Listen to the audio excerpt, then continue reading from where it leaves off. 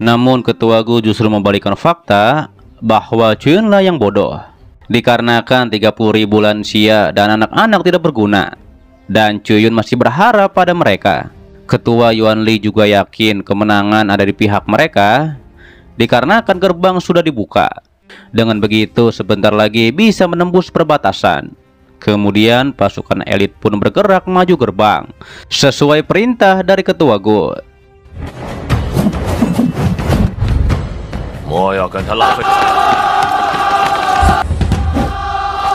Senior Mo mengetahui gerbang tidak bisa cepat ditutup kecuali mereka bisa menahan pasukan elit. Kalau tidak, maka gerbang akan segera hancur. Lantas Chuyun menyuruh Senior Mo dan lainnya untuk membentuk formasi roh pertahanan dan juga segera memberitahu 2 komandan bintang agar memanggil pasukan bintang dan juga pasukan terlarang untuk membuat dinding pertahanan untuk melindungi para anak-anak dan lansia. Chuyun juga mengatakan Senior Lin tidak usah khawatir. Kalau semuanya membentuk formasi pertahanan, ia akan mengatasi 10.000 pasukan elit di gerbang luar.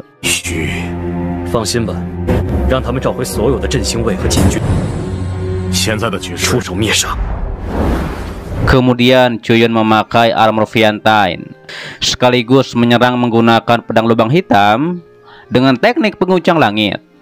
Pasukan elit pun bertahan dengan perisai, namun itu percuma saja dikarenakan tebasan Chuyun pasti akan membuat pasukan elit mati.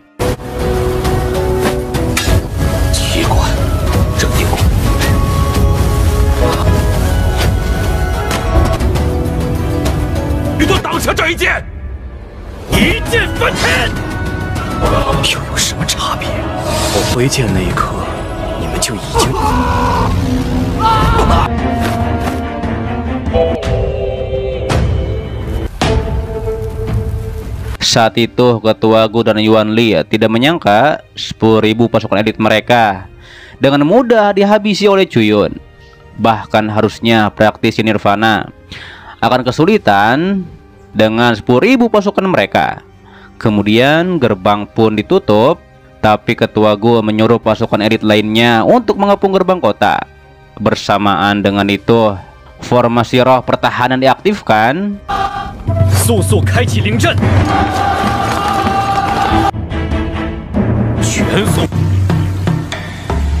Terlihat Chuyun menyadari menggunakan armor Viantine dan teknik pedang lubang hitam secara bersamaan menguras banyak kekuatan rohnya. Bahkan mungkin jika Chuyun tak dibantu oleh 2 kristal sumber, maka lautan rohnya akan mengering dan juga mati. Dan setelah Chuyun memakan pil untuk memulihkan dirinya, ia pun pergi menaiki piton besar dan akan segera kembali.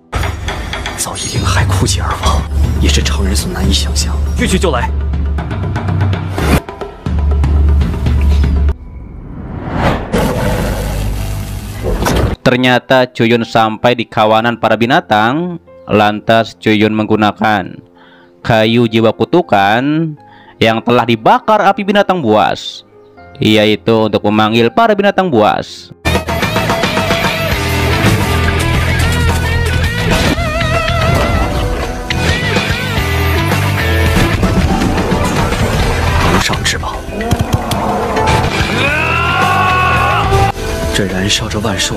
Sementara itu terlihat Jing Xuan mengeluh rencana mereka berakhir sia-sia dikarenakan gerbang sudah ditutup, ditambah dengan adanya formasi roh pertahanan yang mungkin hanya menambah korban dari pasukan elit.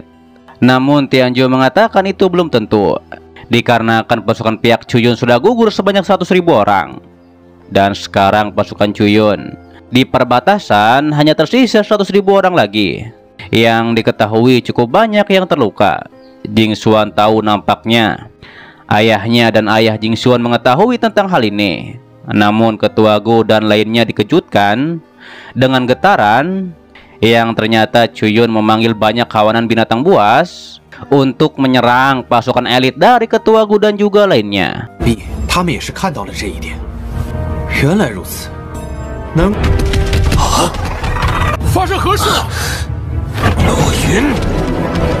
Terlihat Jing Xuan pun mengira gelombang binatang ini disebabkan oleh Cuyun, dikarenakan datang secara tiba-tiba. Namun Ketua Gu tidak percaya Cuyun bisa mengendalikan gelombang binatang. Bahkan Kaisar Wu yang ada di puncak teratas tidak bisa mengendalikan gelombang binatang.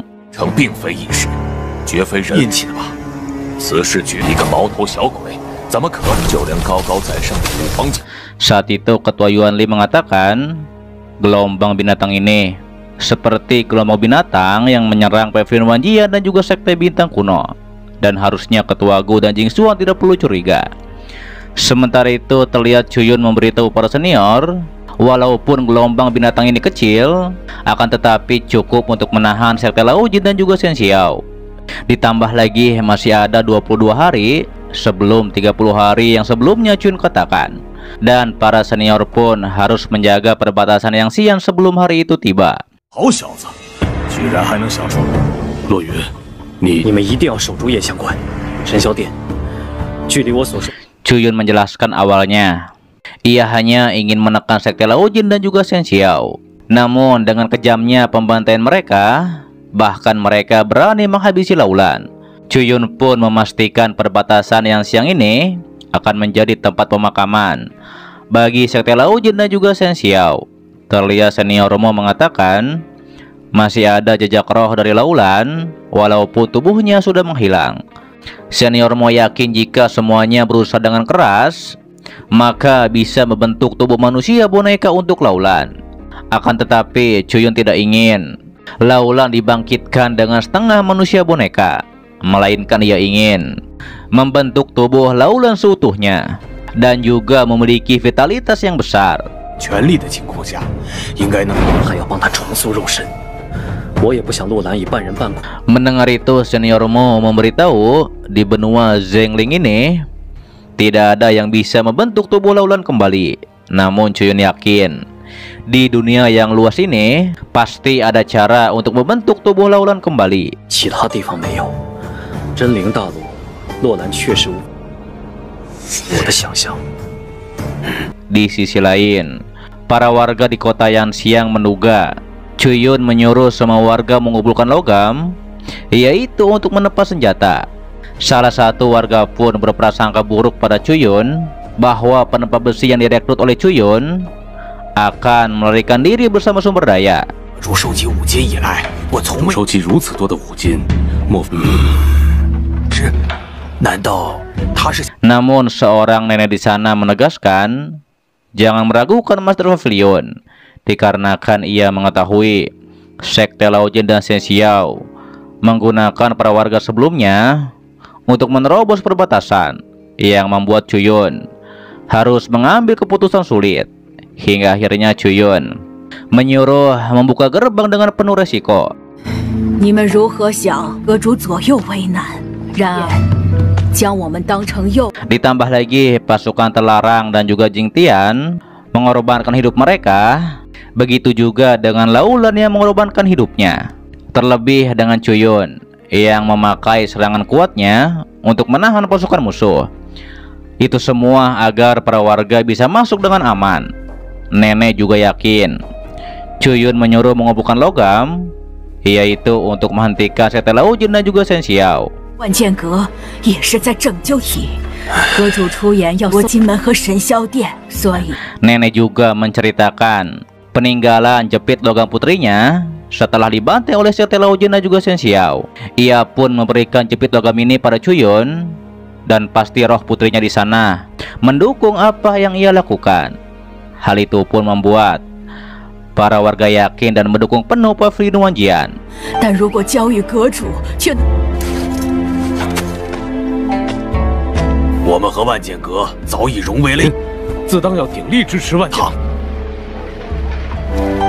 国难当前， Sementara itu di makam pedang terlihat Cuyun sedang menyatukan roh pedang, yaitu dengan pedang yang ada di hadapannya. Hal itu pun membuat Cuyun batuk darah.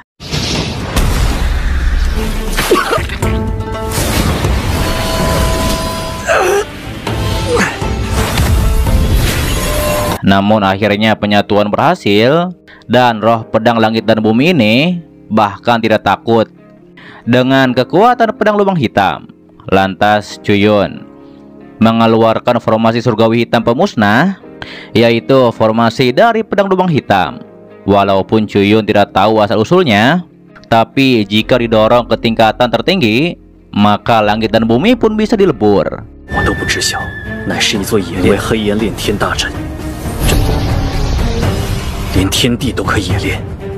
Kemudian Cuyun masuk ke tengah formasi dan ia pun yakin ia bisa memenangkan keberuntungan langit dan bumi dan juga menjaga perbatasan yang siang. Ditambah lagi semuanya membantu dirinya menempa 30.000 pedang untuk mengembalikan kedamaian di tanah ini.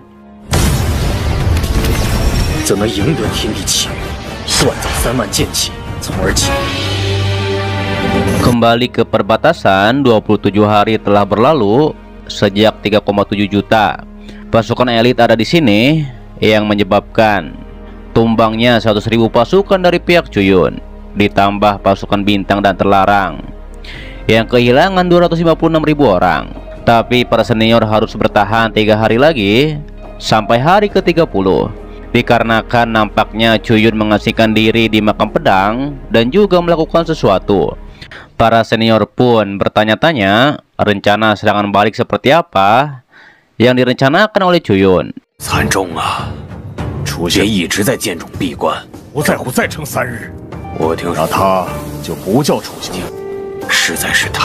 Namun tiba-tiba saja terlihat sambaran petir di sana.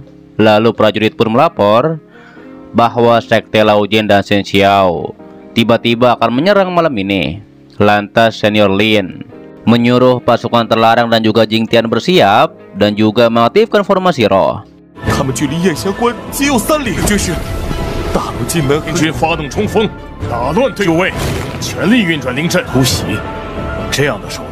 Sementara itu Wu Jingsu akan memimpin 3.000 pasukan Jing Tian untuk mengganggu formasi musuh. Terlihat Wu Jingsu menyuruh pasukannya untuk menyerang pasukan musuh. Di sisi lain, Ketua Gu juga menyuruh pasukan elitnya untuk menyerang. Namun situasi menjadi kritis ketika Wu Jingsu terjebak.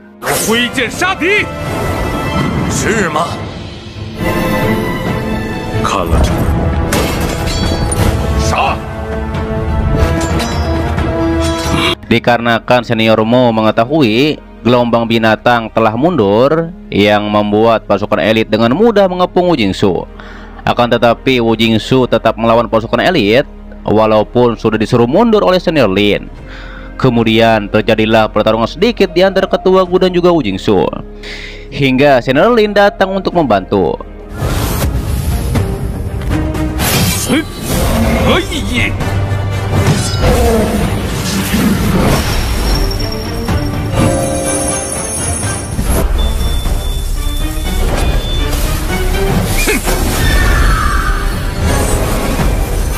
Lantas Ketua Gu menyuruh pasukan elitnya untuk menembus perbatasan dalam satu gerakan.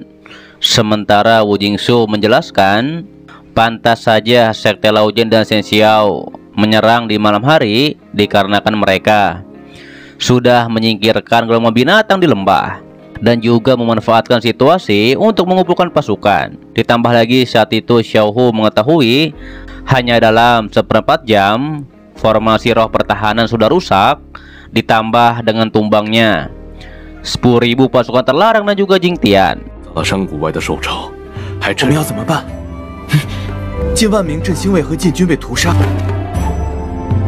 Meski begitu Senior Mo menyuruh pasukan terlarang dan Jing Tian yang tersisa untuk memperkuat formasi pertahanan dan juga harus mempertahankan perbatasan yang siang. Di sisi lain Cuyun telah berhasil melebur 30.000 pedang dan ia pun menyuruh roh pedangnya untuk melakukan tugasnya. Kemudian roh pedang Cuyun pun nampaknya akan mengambil pedang dan berangkat menuju perbatasan yang siang. 3万剑气已经冶炼完毕。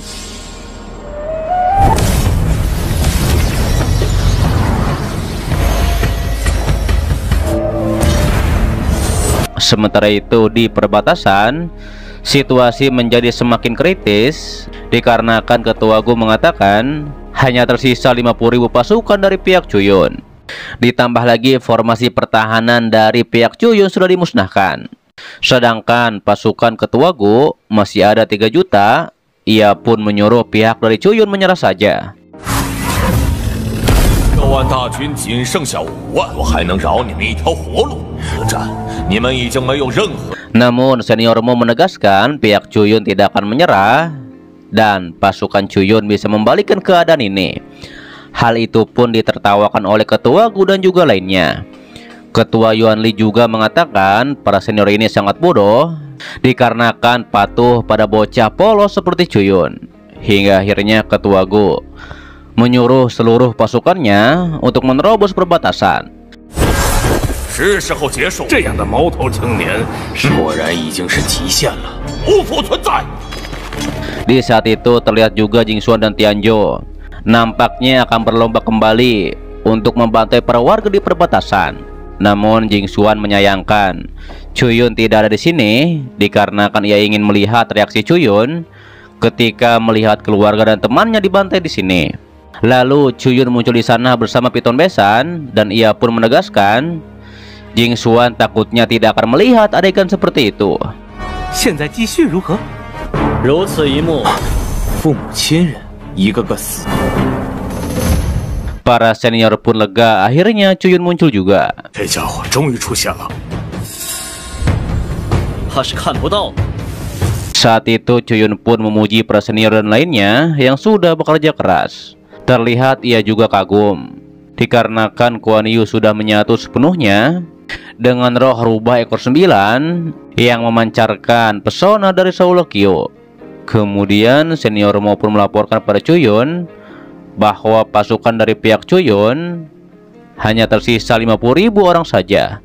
Sedangkan pasukan Sekte Laojian dan Shen Xiao, walaupun pasukan mereka tumbang 600.000 orang karena gelombang binatang dan juga formasi pertahanan, akan tetapi pasukan musuh masih memiliki 3 juta pasukan elit. Mendengar hal itu Chuyun pun akan mengatasi sisanya. Sementara itu Ketua Gu dengan arogan mengatakan ia tidak menyangka Chuyun menunjukkan dirinya. Tapi hal itu bagus dikarenakan pihak mereka tidak perlu repot-repot memburu Chuyun. Ia pun menegaskan Chuyun harus bersiap untuk mati. Namun Chuyun membalikkan perkataan Ketua Gu bahwa merekalah yang harus bersiap untuk mati. Lantas Chuyun mengeluarkan pedang di sana yang membentuk sebuah formasi. Lalu formasi itu berubah menjadi avatar roh naga yang sangat kuat.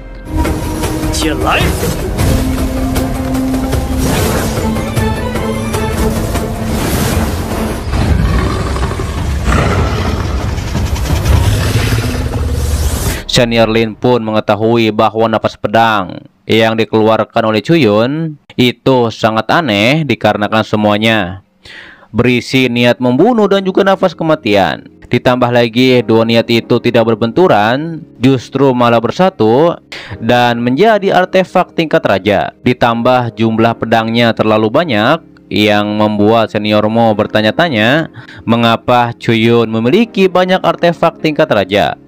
Terlihat Chuyun pun membagikan pedang darah pada pasukan bintang dan menegaskan setelah 20 hari melewati perang yang sengit dan juga mewakili harapan 10 miliar orang di 36 negara bagian lainnya, ia pun menyuruh pasukannya mengambil pedang darah dan mengikutinya untuk membantai musuh. 36州百亿。 Di sisi lain Ketua Gu juga menyuruh pasukan elitnya untuk membantai pasukan Chuyun. Hingga akhirnya terjadilah pertempuran pasukan di antara mereka. Namun terlihat pasukan bintang dengan mudah menghabisi pasukan elit, yaitu menggunakan pedang darah.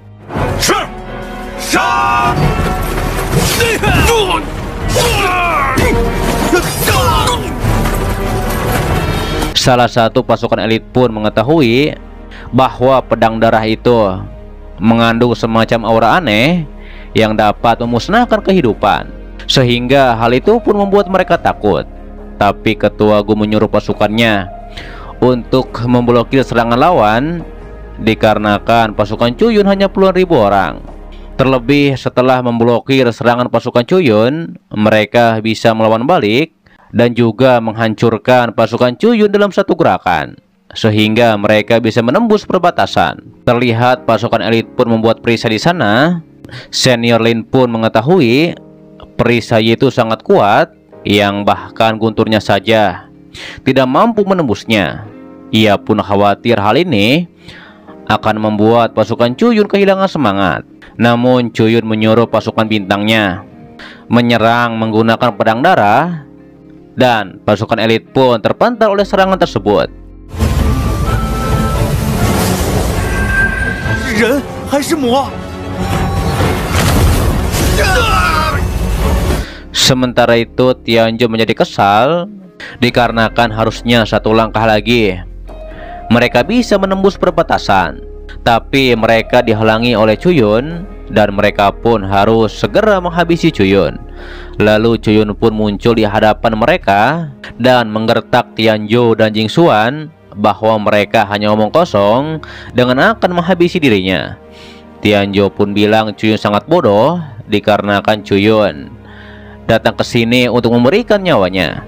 Lantas Jingxuan dan Tianzhou menjauh dari Chuyun. Terlihat Jingxuan pun mengeluarkan pasukannya dan ia pun menegaskan ia akan merenggut hidup Chuyun.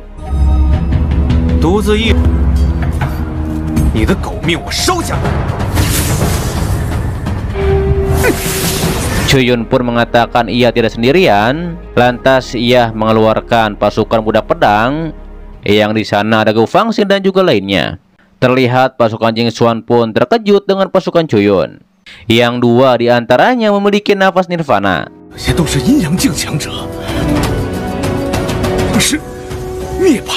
Jingxuan juga sangat terkejut dikarenakan pasukan Chuyun terdapat Fang Wuji dan Gu Fangxing yang harusnya sudah meninggoy. Tianzhou pun menduga pertempuran berdarah waktu itu adalah rencana dari Chuyun agar Sekte Lao Jin dan Shen Xiao mengambil tindakan. Terlihat Ketua Gu juga tahu salah satu budak pedang adalah praktisi Yin Yang dari kuil Shen Xiao-nya yang dihabisi Senior Lin ketika di kota yang siang. Ketua Gu pun mengetahui semuanya hanya boneka roh. Chuyun pun mengatakan setelah sekian lama akhirnya ia bisa menunjukkan budak pedangnya. Lantas ia menyuruh budak pedangnya untuk menyerang dan melakukan pembantaian secara besar-besaran disertai kilatan guntur. Pertempuran antara pasukan Chuyun dan pasukan Jingxuan pun akan terjadi.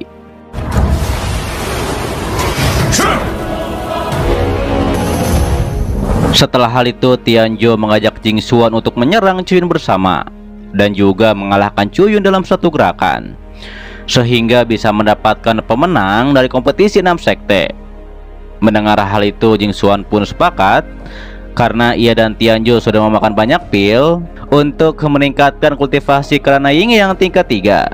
Dengan begitu kekuatan meningkat 20% ketika digabungkan. Lantas Tianzhou pun meremehkan kekuatan Chuyun dan mereka berdua pun langsung menyerang Chuyun.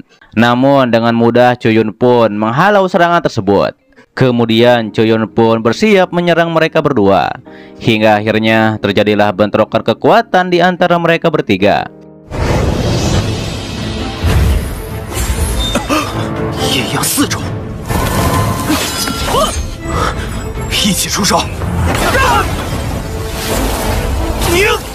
Di sisi lain, Ketua Gu yang melihat Tianzhou terpojok melawan Chuyun, tadinya ia akan membantu, namun ia dihalangi oleh Senior Lin.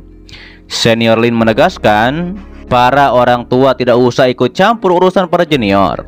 Terlihat Jingxuan dan Tianzhou pun berhasil dihabisi oleh tebasan pedang dari Chuyun. Hal itu pun membuat pasukan elit dan Ketua Gu terkejut.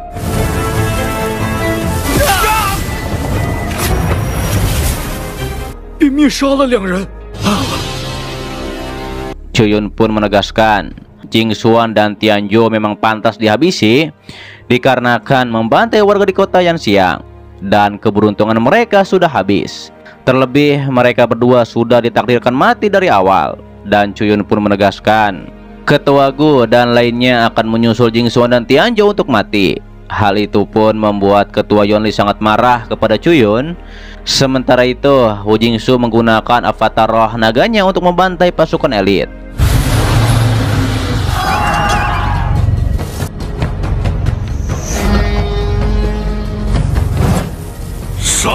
Terlihat Senior Lin pun ada di samping Chuyun dan menegaskan, berdasarkan situasi saat ini, pihak Sekte Lao Jin dan Shen Xiao tidak akan menang. Ia pun menyuruh mereka menyerah saja. Namun Ketua Gu mengatakan itu belum tentu. Kemudian dua ketua sekte itu mengeluarkan kristal sumber bumi dan emas untuk memperkuat senjata mereka. Chuyun pun mengetahui akan hal itu. Terlihat Ketua Gu pun bersiap untuk menyerang, dan ia pun ingin mengetahui seberapa kuat pasukan Chuyun menghadapi artefak lonceng kaisarnya.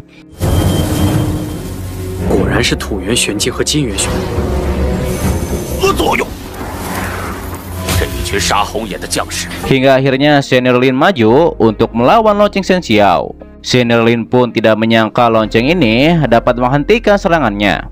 Terlihat Ketua Yuanli juga menyerang Senior Lin dengan 3 pedang dolonya. Namun ternyata Ketua Yuanli menyerang budak pedang Gu Fangxing dan berhasil menghabisinya.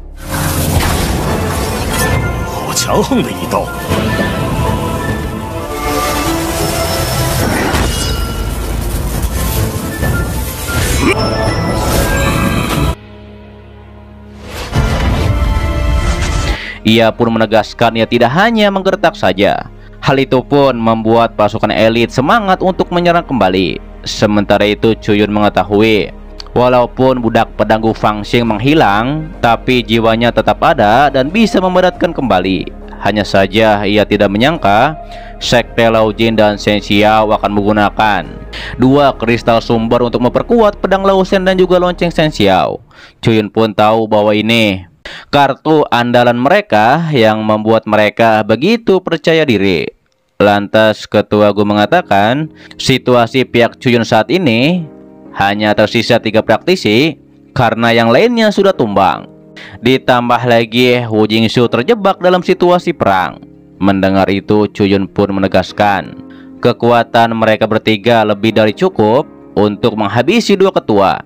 Namun Ketua Gu tidak yakin, karena itu keluar dari mulut Chuyun dan itu sangat konyol. Saat itu Ketua Yuanli mengatakan, jika Chuyun ingin segera mati, maka ia bisa memberi tumpangan.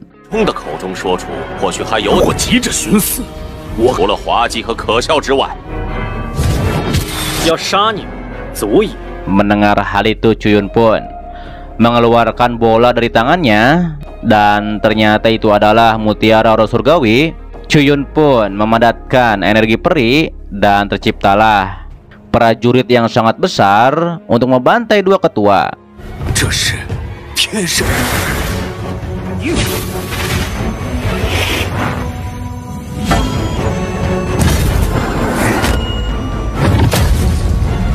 Namun hal tersebut tidak membuat 2 ketua ketakutan. Hingga akhirnya Chuyun dan avatar prajurit itu menyerang secara bersamaan. 2 ketua pun terkejut kekuatan macam apa ini, yang akhirnya membuat 2 ketua itu terpental oleh tebasan tersebut.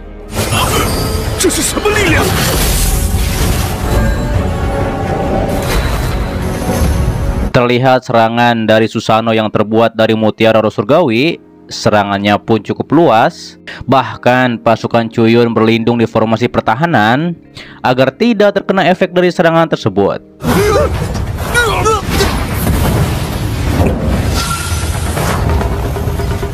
Dan Chuyun pun mengetahui mutiara roh surgawi ini sekarang sudah ada jejak esensi dari roh bela diri teratai bintang 9 yang dirawat oleh Laulan. Namun ternyata 2 ketua sekte masih bisa bangkit, yang membuat Senior Lin ingin mengetahui apa yang akan mereka katakan sekarang.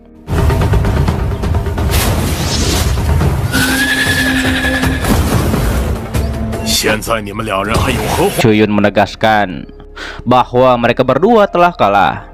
Ketua Gu pun membenarkan bahwa mereka berdua telah kalah dalam pertempuran ini. Akan tetapi tidak untuk Sekte Laojin dan juga Shen Xiao. Lantas dua ketua itu pun menunjukkan dua token. Ketua Gu bilang, 6 kekuatan utama di Gurun Utara telah ada sejak zaman kuno. Dan semua orang juga tahu bahwa dua leluhur Sekte Laojin dan Shen Xiao telah menembus semi kaisar bela diri. Dan dua token ini merupakan tanda kekuasaan mereka. 而这两位萧殿的创宗之祖，妄想故弄玄虚，息鼓，一起鼓了。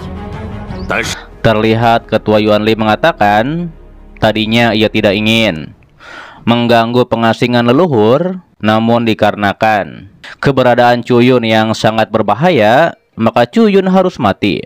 Lantas dua ketua itu melaporkan pada leluhur melalui token bahwa mereka gagal menghabisi Cuyun. Daripada itu mereka mengundang leluhur untuk menghabisi Cuyun. Saat itu Senior Lin pun menduga kekuatan misterius dua token itu mungkin berasal dari Rana Kaisar Bela Diri.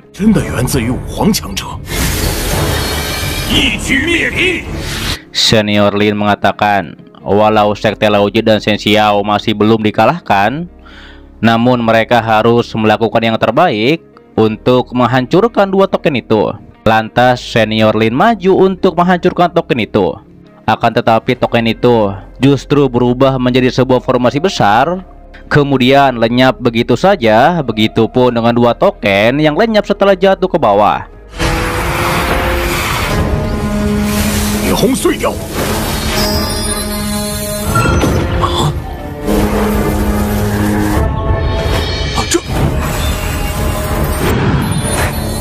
Terlihat Ketua Gu pun heran apakah yang terjadi, dan mungkin leluhur tidak mendengar panggilan mereka. Namun Cuyun mengatakan mungkin leluhur mereka telah mendengar panggilan, hanya saja tidak bisa datang ke sini untuk membantu. Mendengar hal itu, dua ketua pun langsung pergi untuk mengecek kebenarannya.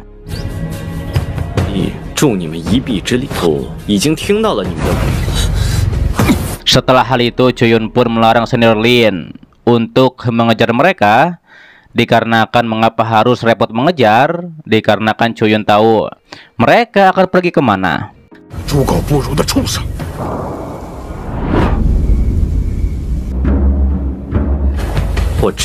Sementara itu, dua ketua pun sudah sampai di tempat leluhur.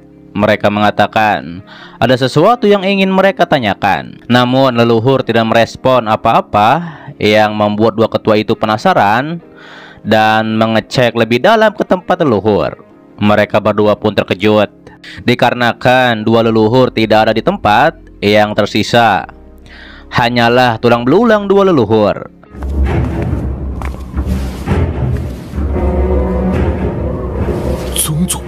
Tak lama setelah hal tersebut, Cuyun dan para senior pun muncul di sana menaiki Biton Besan.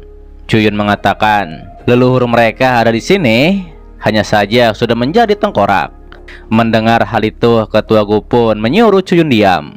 Saat itu Ketua Yuan Li bilang kekuatan dua leluhur telah mencapai setengah kaisar bela diri.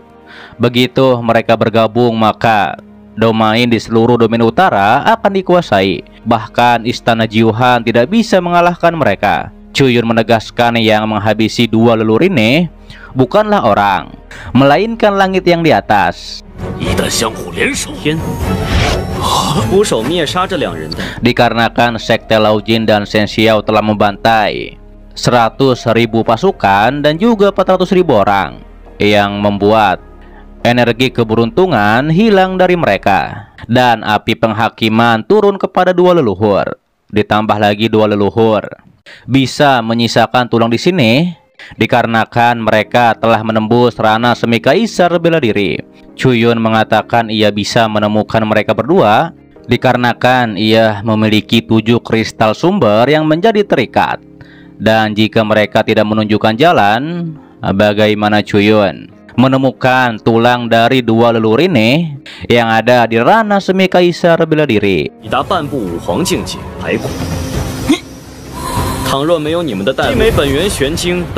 Cuyun pun mengatakan tidak ada artinya dua ketua sekte mengetahui Ia tahu dari mana?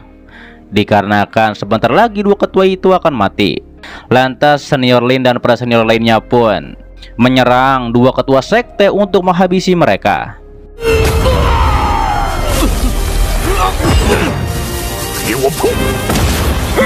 Setelah hal itu terlihat Chuyun memberitahu semua tetua dan muridnya di Pavilion Wanjian bahwa kabar kematian dua ketua sekte Lao Jin dan Shen Xiao akan sampai pada sekte mereka. Dalam situasi ini pihak Chuyun bisa mengambil alih dua sekte tersebut. Saat itu Hu Jingsu pun membenarkan ini, dikarenakan ini memang waktu yang terbaik untuk melakukan serangan balik.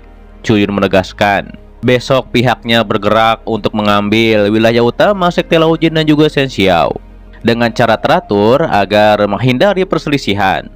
Chuyun pun mengetahui para murid sekte Lao Jin dan Shen Xiao sangat licik dan mereka mungkin akan membalaskan dendam pada Pavilion Wanjian. Daripada itu, mulai besok Pavilion Wanjian mulai untuk memburu sisa-sisa sekte Lao Jin dan Shen Xiao. Terlihat di saat itu Levan dan Luling pun membenarkan apa yang dikatakan oleh gurunya, dan mereka pun bersedia memburu sisa murid sekte Lao Jin dan Shen Xiao. Ditambah lagi ini juga bisa meningkatkan kemampuan kekuatan murid Pavilion Wanjian, yaitu dalam memburu penjahat. Mendengar itu, Chuyun pun setuju.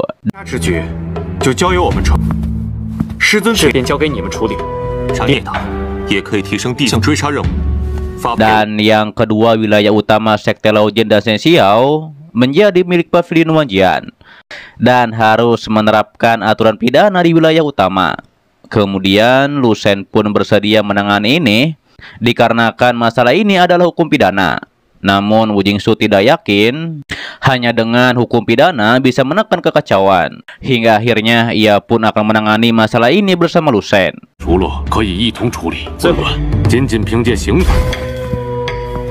Chuyun juga menyuruh agar kekuatan dua utama sekte ini dibagi menjadi 36 kota, dan di setiap kota didirikan cabang dari Pavilion Wanjian, dan masalah ini akan ditangani divisi internal.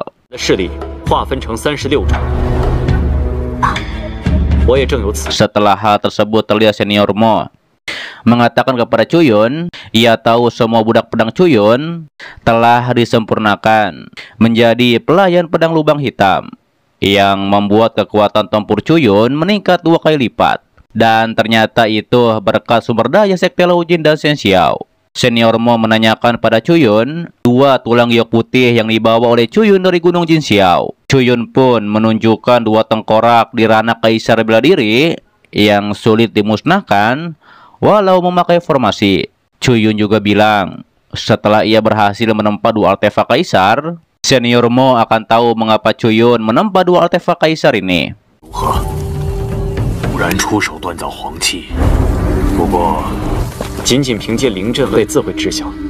Kemudian tiba-tiba saja muncullah formasi 7 bintang di sana, yang ternyata para murid Chuyun sedang berlatih. Senior Mo menduga para murid Chuyun nantinya mungkin akan menembus ranah kaisar bela diri. Sementara itu terlihat para murid Chuyun pun sedang berlatih formasi 7 bintang sembari mengeluarkan atribut kekuatan mereka masing-masing. Hingga akhirnya latihan pun selesai dan mereka pun menghormat kepada Chuyun.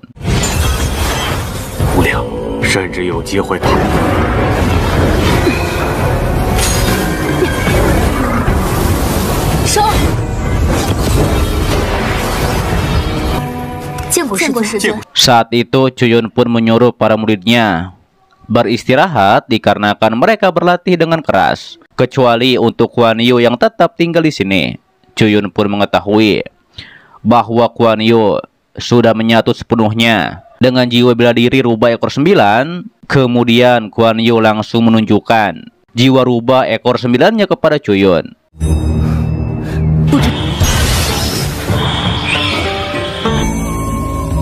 Chuyun mengatakan jika jiwa rubah ekor 9 ada di puncaknya, maka bisa berdiri di puncak jalan bela diri. Chuyun mengetahui nafas Kuan Yu tidak stabil dikarenakan ada nafas peri walau kekuatannya sudah meningkat. Itu dikarenakan Kuan Yu juga berlatih bela diri warisan yang digabung dengan jiwa rubah ekor 9. Kuan Yu pun mengaku ia salah dan siap menerima hukuman dari Chuyun. Namun Chuyun tidak menghukumnya dan menyuruh Kuan Yu untuk merenungi kesalahannya.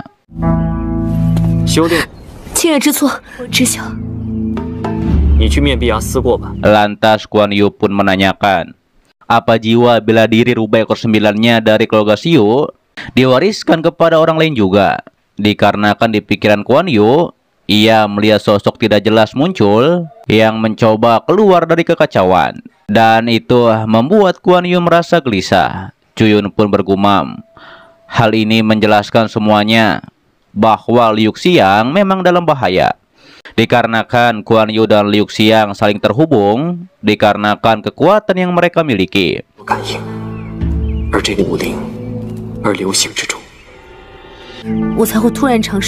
Saat itu Chuyun pun menyuruh Kuan Yu berhenti berlatih warisan seni bela diri dan jangan pedulikan sosok yang tidak jelas itu. Kuan Yu juga mengatakan ia tidak melihat penglihatan lain seperti yang dikatakan oleh Chuyun, yaitu ada gua gelap dan misterius.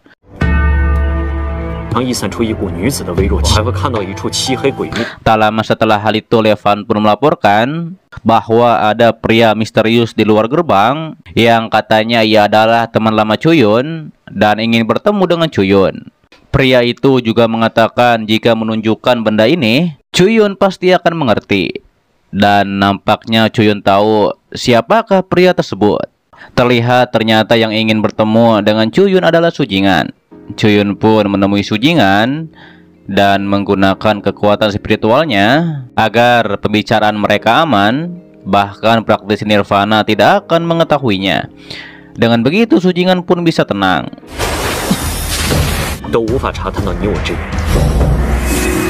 Sujingan meminta maaf dikarenakan ia datang secara mendadak. Chuyun tak mempermasalahkannya, sembari ia mengembalikan giok Sujingan. Sujingan memberitahu bahwa penyakit ayahnya semakin parah dan berbagai cara sudah dicoba, namun tidak ada hasilnya. Ia pun memohon agar Chuyun mengikutinya ke lembah Qixing untuk memeriksa penyakit ayahnya. Mendengar hal itu, pastinya Chuyun akan membantu.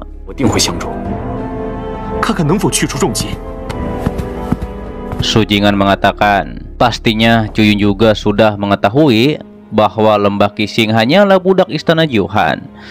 Chuyun mengetahui bahwa lembah Qixing ada di wilayah istana Jiuhan dan istana Jiuhan menggunakan kekuatannya untuk menaklukkan lembah Qixing secara paksa. Sujingan memberitahu ayah angkatnya mencoba lepas dari kendali istana Jiuhan, yaitu sejak berakhirnya kompetisi 6 sekte dengan mundurnya Ye Yuchang.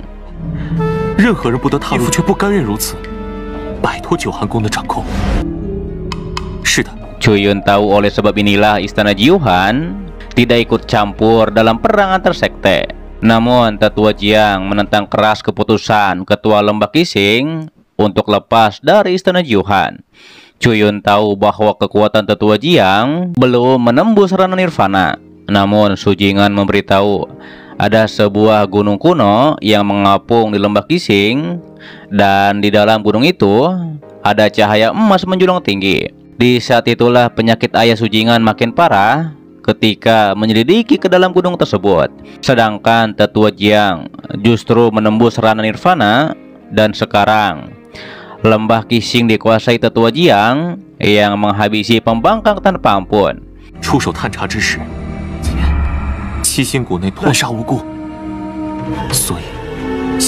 Chuyun pun mengetahui bahwa ada monumen batu giok yang menuju arah Gunung Metian. Ternyata di kehidupan Chuyun sebelumnya, ketika Chuyun melewati petualangan, ia pun selalu teringat dengan Gunung Metian. Dan gunung itu ternyata sekte kuno yang dipimpin oleh Kaisar Bela Diri Metian yang hampir menyentuh ranah kaisar tertinggi. Ditambah lagi di dalam sekte kuno banyak harta yang melimpah. Chuyun tahu pasti ada kekuatan kehendak di dalam Gunung Metian. Selama mendapatkan kekuatan kehendak ini, maka Chuyun bisa memberatkan 2 tulang giok putih menjadi artefak tingkat kaisar. Chuyun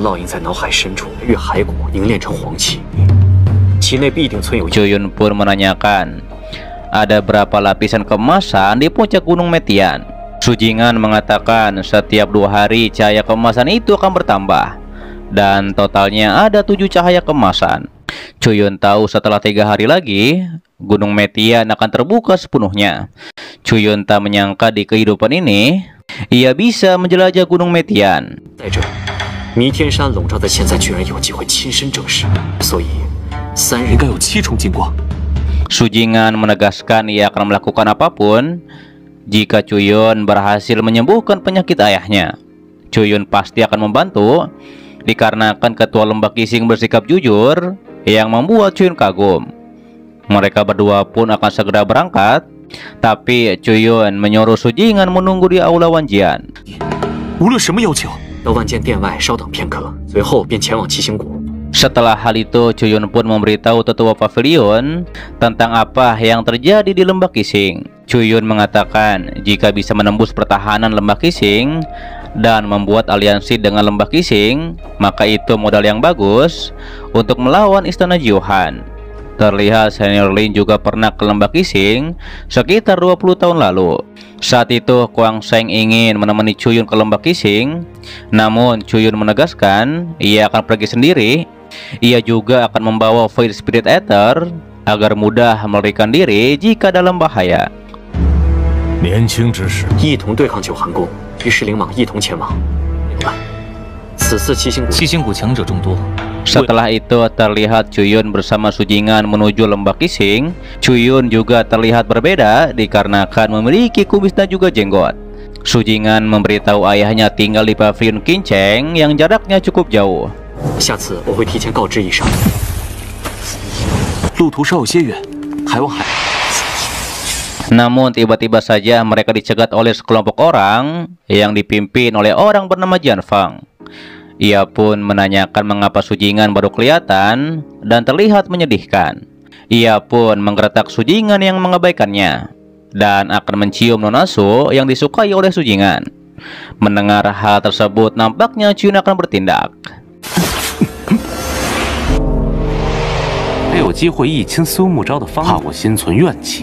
Jiang Feng menanyakan siapa Chuyun, akan tetapi ia juga tidak peduli dengan Chuyun. Kemudian ia pun mengingatkan Chuyun jangan membuat masalah di kota Qingling, apalagi jika ketahuan membuat masalah di kota bersama Su Jing'an, maka ia akan menghabisi keduanya dan juga tidak akan memaafkannya.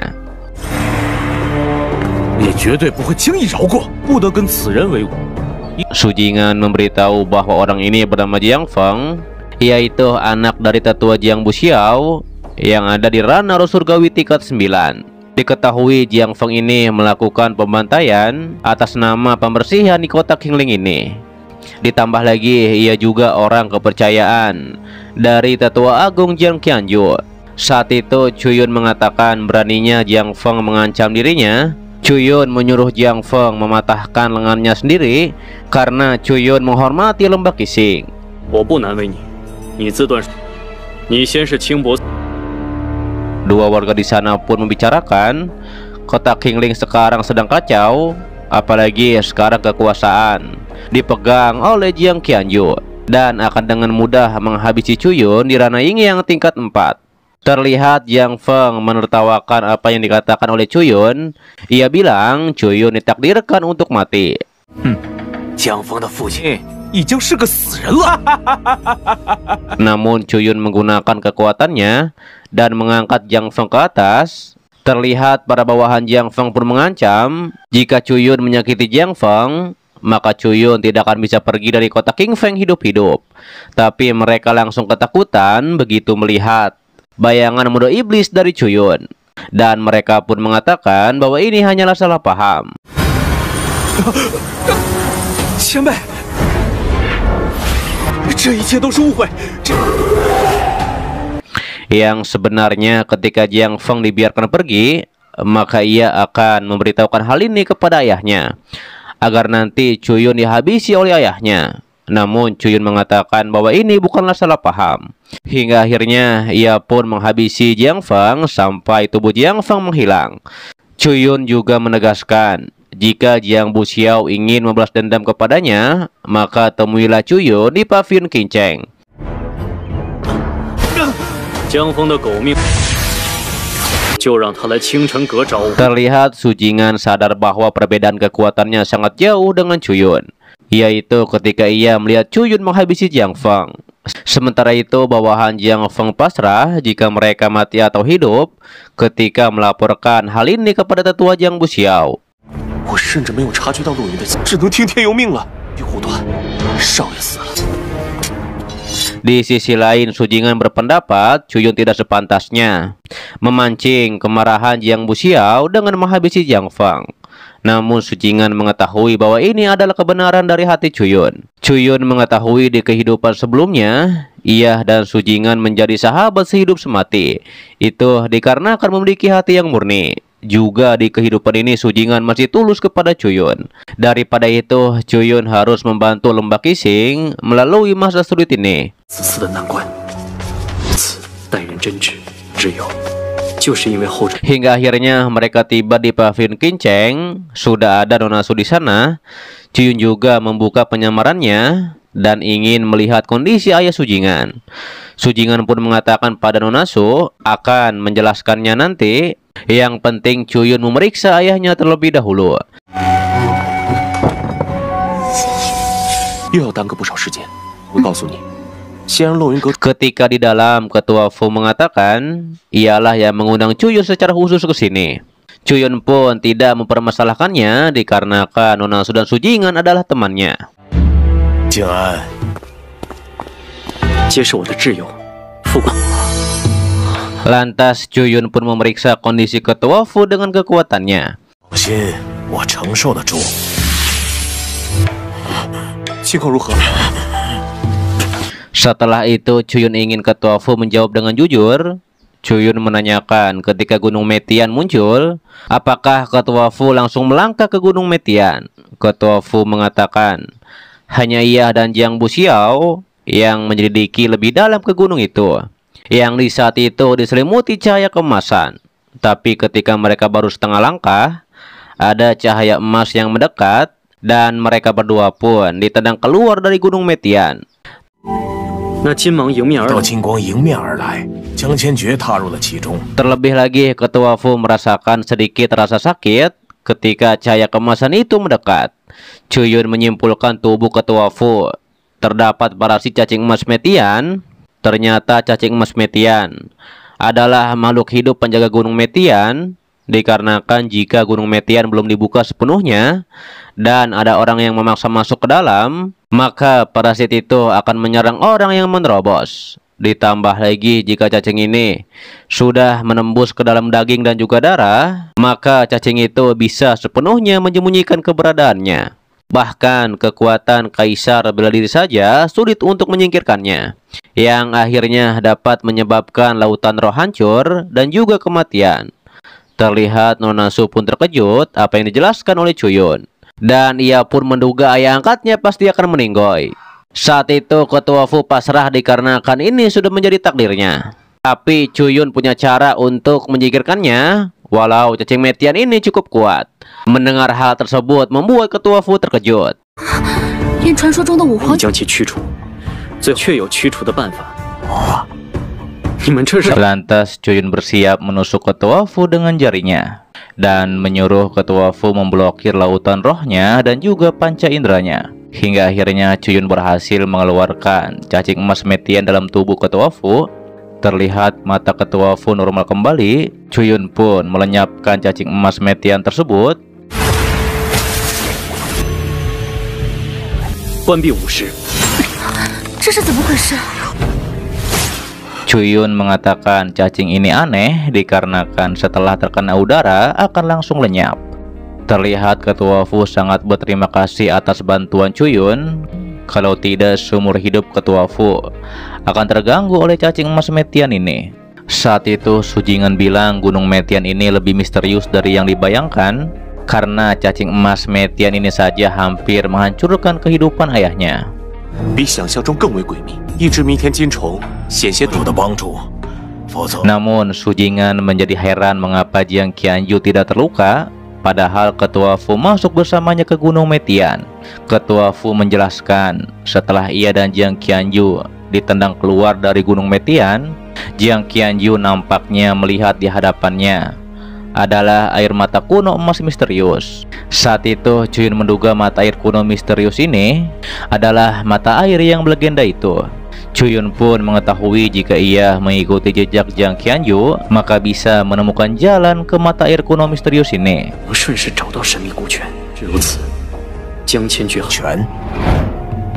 Namun Chuyun dan lainnya dikejutkan dengan suara tetua Jiang Buxiao yang menyuruh Chuyun keluar untuk menerima kematiannya dikarenakan telah menghabisi putranya. Su Jing'an pun menjelaskan pada ayahnya ketika ia dan Chuyun masuk ke kota Qingling, mereka dihentikan oleh Jiang Feng dan Chuyun menghabisi Jiang Feng di tempat dikarenakan Jiang Feng berperilaku tidak sopan. Terlihat Nona Su pun mengatakan itu memang pantas bagi Jiang Feng dikarenakan selalu menindas orang dan membantai orang tanpa ampun di kota Qingling. Lantas Ketua Fu akan bertindak dan membereskan situasi kota Qingling yang kacau. Namun Ketua Fu tiba-tiba kesakitan dikarenakan harus memulihkan diri setelah keluarnya cacing metian dalam tubuhnya. Saat itu Chuyun mengatakan biarkan ia menyelesaikan masalah ini dikarenakan Chuyun lah yang membuat masalah tersebut.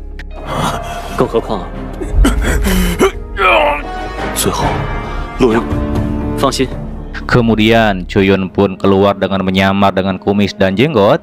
Chuyun mengatakan Jiang Buxiao mahir menggonggong seperti anaknya yang telah ia habisi. Terlihat Jiang Buxiao menyuruh Su Jing'an dan Nona Su jangan ikut campur dikarenakan ini adalah dendam pribadinya.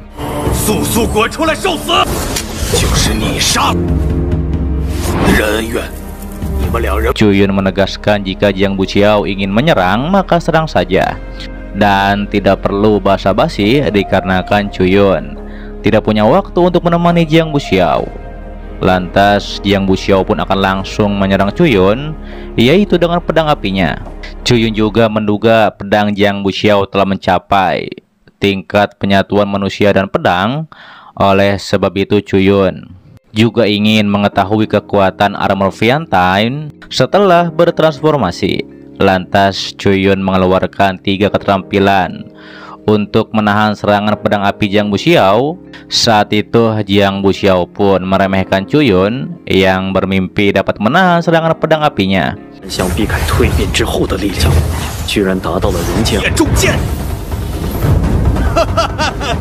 Terlihat tetua yang lainnya menyebutkan kultivasi Jiang Buxiao telah mencapai ranah Yin Yang tingkat 6, sedangkan pedangnya adalah kelas S dan pedang ini berisi semua kekuatan Jiang Buxiao. Terlebih Chuyun yang ada di ranah Yin Yang tingkat 4 tidak mungkin bisa menahannya. Setelah Jiang Buxiao melancarkan serangan pedang apinya pada Chuyun, ia pun terkejut ternyata Chuyun masih bisa menahannya. Chuyun pun menegaskan binatang seperti Jiang Buxiao tidak tahu apa-apa tentang kekuatan.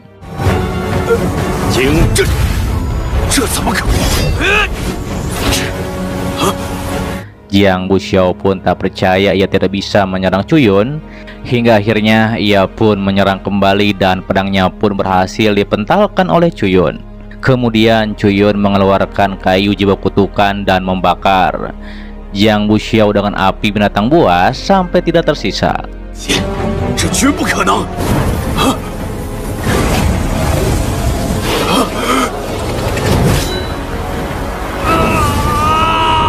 Terlihat tetua lembah Qixing tidak menyangka api itu bahkan membakar vitalitas Jiang Buxiao. Sementara itu Chuyun bergumam, pedang lubang hitamnya beratnya 400.000 kilo. Akan tetapi untuk membuka 3 kekuatan besar dari kristal sumber masih harus berusaha keras. Dan tampaknya teknik penempaan tubuh dengan tubuh Vajra masih tidak cukup. Chuyun berharap setelah masuk ke Gunung Metian dapat memperoleh sesuatu. Lantas Chuyun mengatakan sampaikan pesan pada Jiang Qianyu bahwa Jiang Buxiao dan Jiang Feng telah menyinggung dirinya dan mereka pantas mati. Dan jika tidak puas Jiang Qianyu bisa menemui Chuyun di pavilion Qingcheng.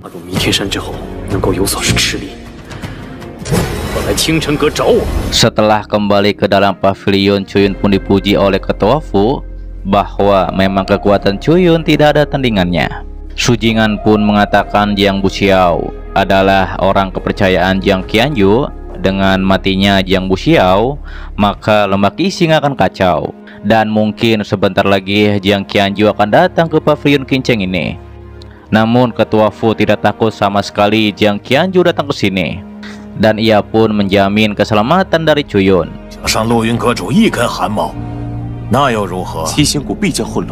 Cuyun juga mengatakan dengan kultivasi Ketua Fu sekarang, tidak perlu lagi takut pada Jiang Qianyu. Meski begitu, Cuyun juga khawatir dikarenakan Jiang Qianyu pasti mendapat dukungan besar dan juga Jiang Qianyu telah menembus ranah nirvana. Cuyun pun mengingatkan, sebaiknya jangan berselisih dengan Jiang Qianyu. Dikarenakan begitu Gunung Metian terbuka, maka dia akan melarikan diri ke dalam gunung. Ketua Fu bilang jika seperti itu, mengapa Cuyun mencari masalah dengan Jiang Qianyu? Cuyun pun akan mengatakannya. Akan tetapi Cuyun ingin meminta bantuan Ketua Fu membantunya untuk berpura-pura. Oke guys, itu adalah dari donghua yang berjudul Ling Jianzun atau Spirit Source of Right. Dan terima kasih buat kalian yang menonton sampai detik ini dan selalu mensupport channel admin. Sehat-sehat buat kalian semua. Dan jangan lupa di subscribe agar kalian tidak ketinggalan setiap notif berikutnya ya. Loncengnya juga jangan lupa dipencet agar kalian tidak ketinggalan setiap video baru lainnya ya. Oke, dan sampai jumpa kembali di video selanjutnya. Till next time and bye-bye.